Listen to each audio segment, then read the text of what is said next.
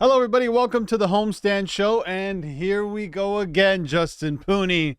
The Leafs, they lose Game 5 to the Tampa Bay Lightning. I'm actually surprised to see you today. Why? I woke up this morning and I was like, oh, damn, it's the Leafs' first round parade today. I have to First round parade again. Here we I go. gotta get to work early. I thought I might see Albert and Sharman on like Young Street. Oh, we should mention poor Sharman. Another load management day, but not really load management. He's got the stomach virus. Let's just say the plumbing at the Sharman household is no bueno. You know, might have to call Roto-Rooter over there quickly. Roto-Rooter, right. Check on Sharman's barrel. You know what I'm saying? Yeah. No, exactly. No flu game. Jordan with the flu part 2 with James Sharman. Producer Sean for that one. Yeah. But yeah, the Leafs. They lose 4-2 to force Game 6, and just some of the numbers coming out of this game. Maple Leafs in potential series clinching games, Justin, since 2013. Tell me. 0-11. Goals for 23. Goals against 44. Their power play is 2 for 24, which equals 8.3%, and a penalty kill of 67.7%. Those numbers are shocking. What? Oh, I know another shocking number. What? Justin Hall's been on the ice for approximately 73% of the goals against in this series. Leave Justin Hall alone. This is not about Justin Hall. Oh, here we go. Let's do this. This is not about Justin this. Hall. This is about, ladies and gentlemen, boys and girls, the Tampa Bay Lightning flexing their championship pedigree in front of the Toronto Maple Leafs and all their fans at Scotiabank Arena that were ready to coronate a celebration of finally moving past the first round for the first time in 19 years. Well, the Tampa Bay Lightning showed you approximately, 15 or 30 seconds or 25 seconds after Morgan Rielly opened the scoring. What happened? Mm-hmm. Anthony Cirelli responds right away.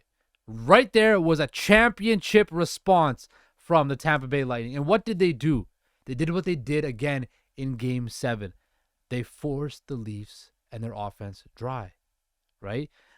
The Tampa Bay Lightning and Andre Vasilevsky must have found those X-ray glasses. Well, you knew he was going to steal one, at least.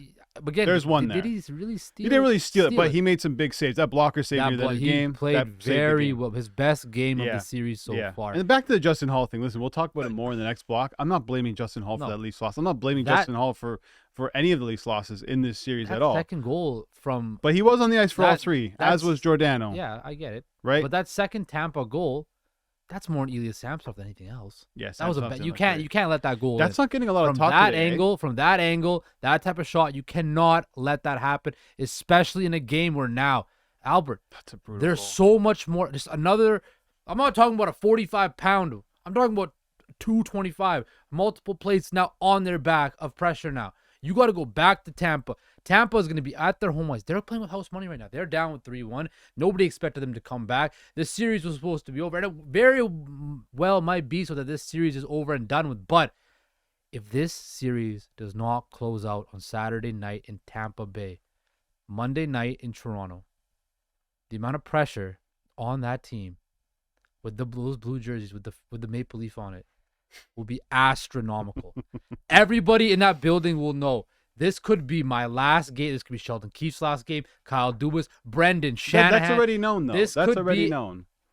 Epic. And listen, no one expected this series 10-5 with the Leafs winning 4-1. The expectation was 6 or 7. I'd say most people would say this series is going to go to 7 games.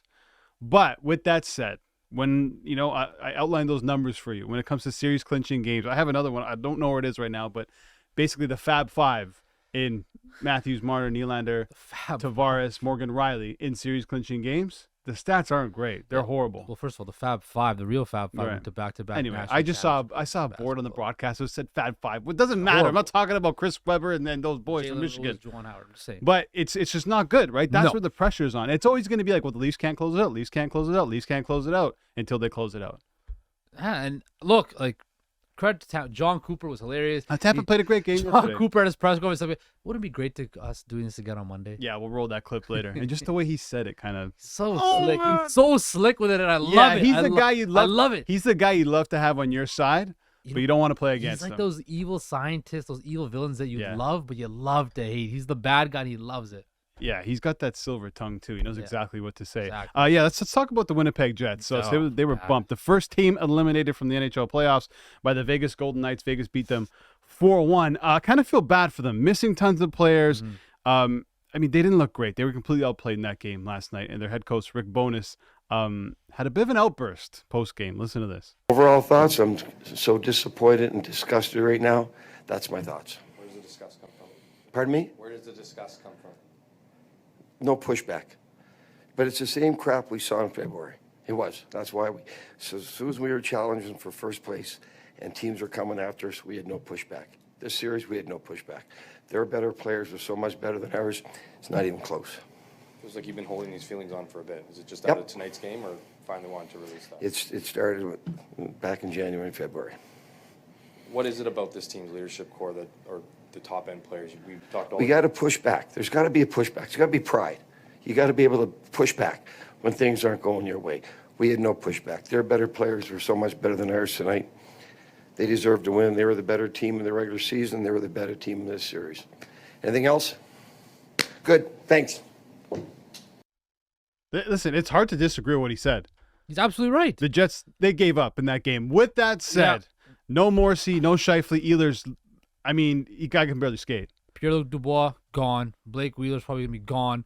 We'll see. You think Dubois is gone? He's going to Montreal, eh? Dubois made it very clear he does Yeah. not want to be in Montreal. He wants to. Sorry, he doesn't want to be in Winnipeg. He wants to be in Montreal. He probably will go there. But Rick Bowness is right. This is one of the most well-respected coaches, been in the league for decades. And the fact that this team wilted like that, they got down early, and there was nothing. It was over. Yeah. Done, finished, over. The Jets showcased why they're a mid-franchise right now. After just a couple years ago, they were almost in the Too bad. Stanley I Cup like that. Finals, Yeah. right? Connor, And they need Connor to get back. Hellbuck, UFA in 2024. They got to figure that out Yeah. too. Could be a busy offseason for Kevin Cheveldayoff.